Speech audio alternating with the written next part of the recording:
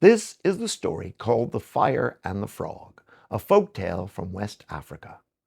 A long time ago, when the earth was young, people and animals could talk to each other the way that we talk to each other now. Everybody shared a common language, and everybody understood each other. And all the people and all the animals lived in the middle of the world in a great big fortress. The fortress was very big, with very big walls, very big doors, and it was very strong and very protective. And that was good, because way back then, out in the world, there were monsters. Things that swam in the oceans, things that lived in deep, dark caves, things that hunted in the dark forest. Now, as long as they were all inside the fortress, they were safe and they were protected. In the fortress, they had everything they could use, except for fire. Because you see, a while back, fire had been stolen by an evil orc. The orc took all the fire in the world and put it in his cave, and would let anybody touch it, wouldn't let anybody go near it. And no one could get the fire back. You see, orcs are very dangerous and scary creatures. They have dark green skin, big sharp claws, horns on their head, and big sharp teeth.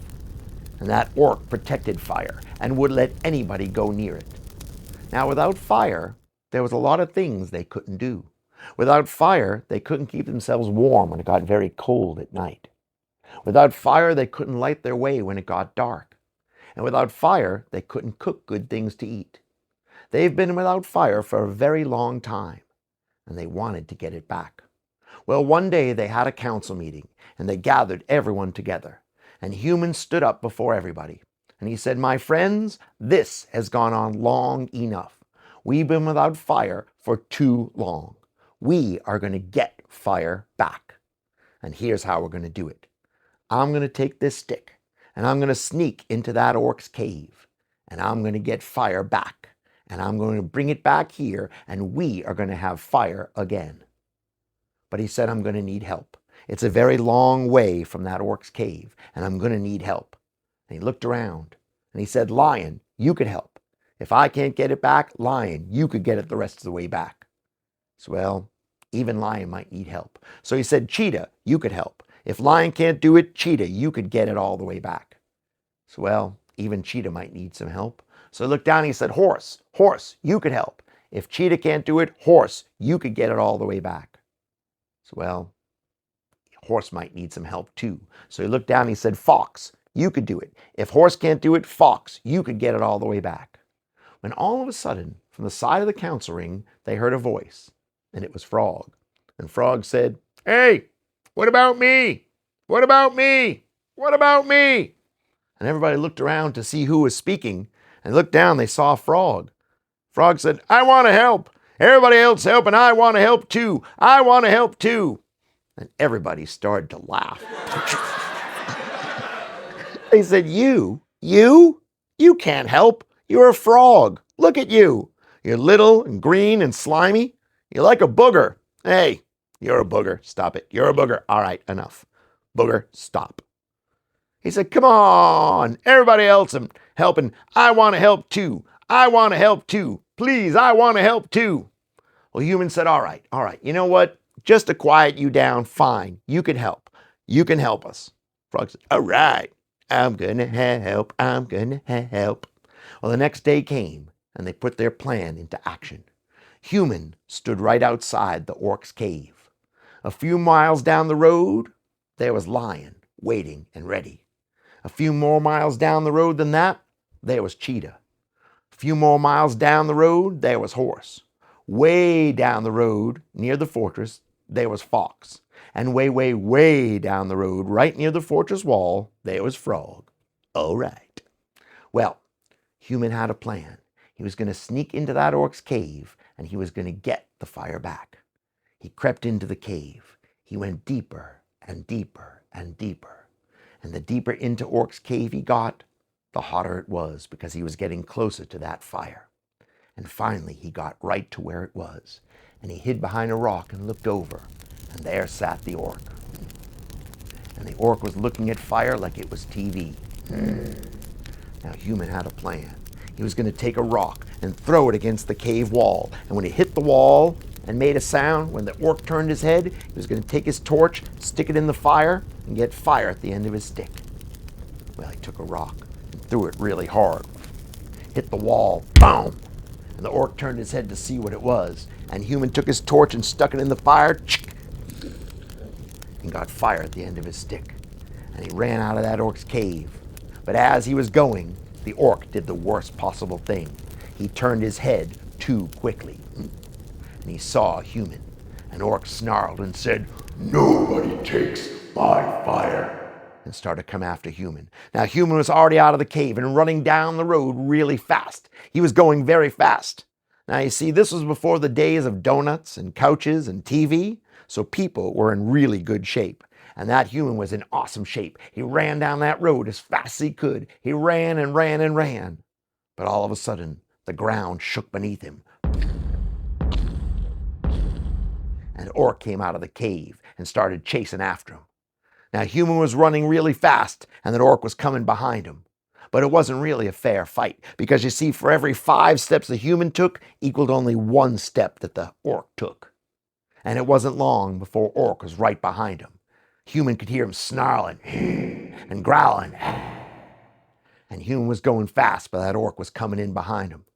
Now Human ran for miles and miles, but after a while, his heart started to pound in his chest. Human was sweating, his muscles aching. He was starting to slow down, but that orc kept coming. Well, there on the side of the road, there was Lion. And Lion sat there on the side of the road. He said, "Come on, give it a lion, right here, give it a lion, come on, hurry up." And Human went by, and as he did, he passed the torch over to Lion. He said, "Here, Lion, take it, go."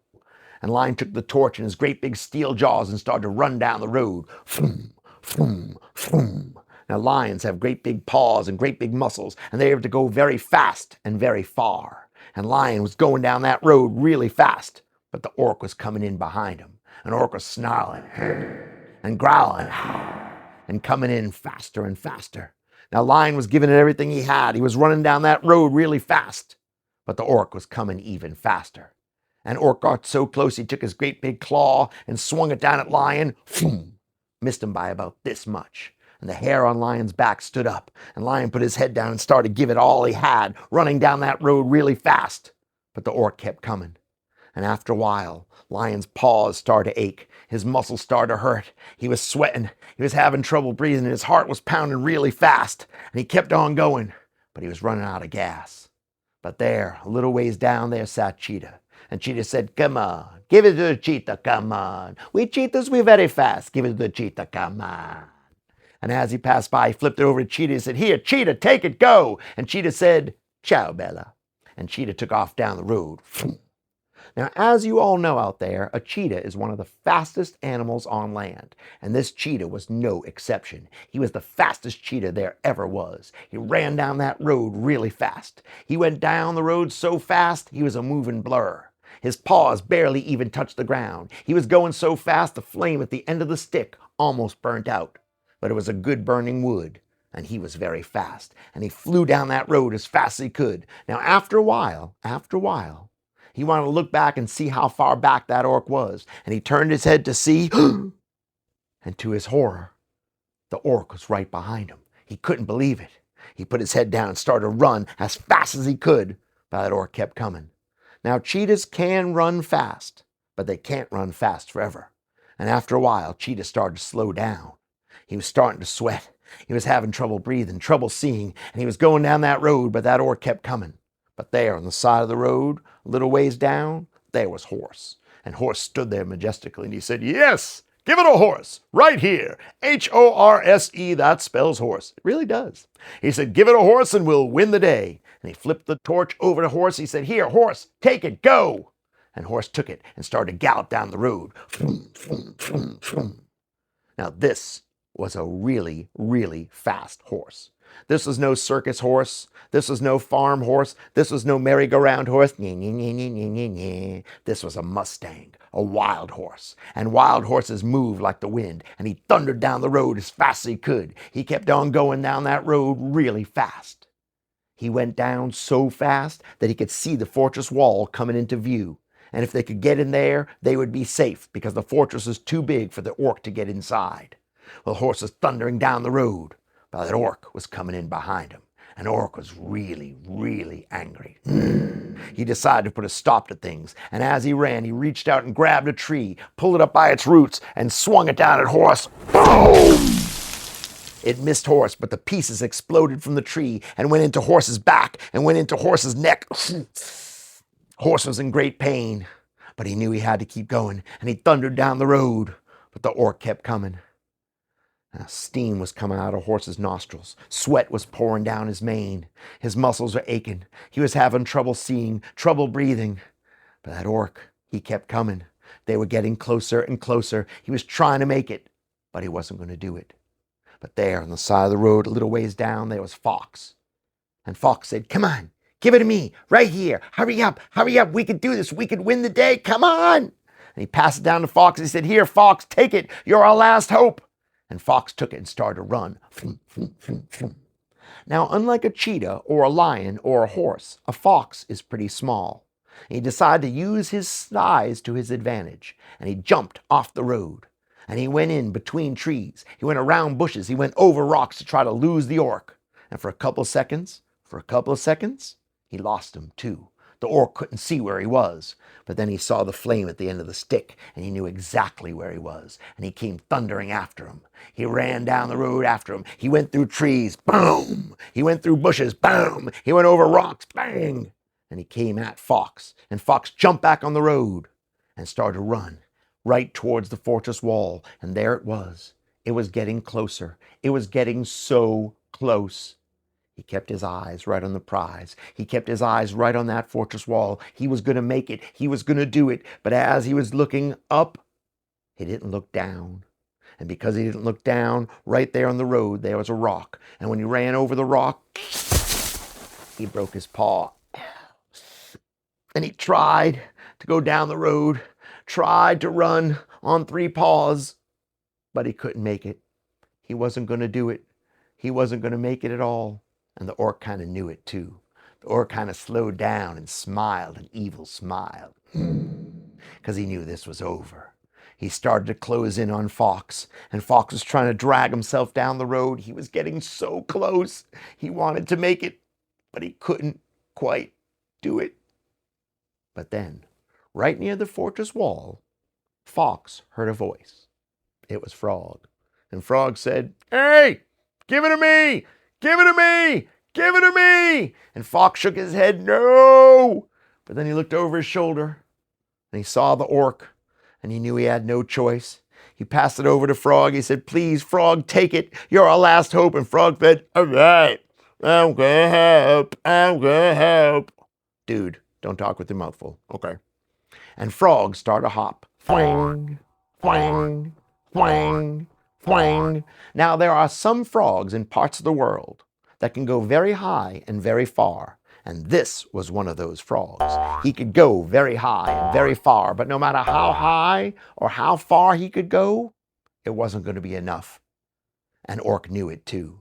And Orc smiled a big smile because he knew this was over. He was just going to reach right down, grab that frog, and squeeze him till he went squish. Now, Frog was giving everything he had. He was trying to get there. He was so very close. But all of a sudden, it got very dark where Frog was, as Orc's hand came down and grabbed Frog and started to squeeze. Now, when he started to squeeze, something amazing happened. Now, if you guys have ever taken a bath or a shower before, and I really hope you have, because otherwise you'd be very stinky. When you take a bath and you get a bar of soap and you get it really wet, it's very hard to hold on to. It's very slippery. And from all the years of living in the swamp, Frog was all wet and slimy. And when Orc's hand came down around him and started to squeeze, just like that bar of soap, Frog was very slippery and squirted out of his hands, went into the air, and flew right through the air and right down to the other side of the fortress wall. That really hurt. Well, Orc banged on the wall. And he banged, but he wasn't getting through. The fortress wall held strong, and after a while, Orc went home, angry, upset, and defeated. Well, when everybody gathered back around, they couldn't believe it. Frog had saved the day. They apologized to Frog for treating him so badly, and from that day on they treated Frog with a new measure of respect. Because for all the big creatures out there, it was the smallest one of all, Frog, who did the biggest job and saved fire. And that is the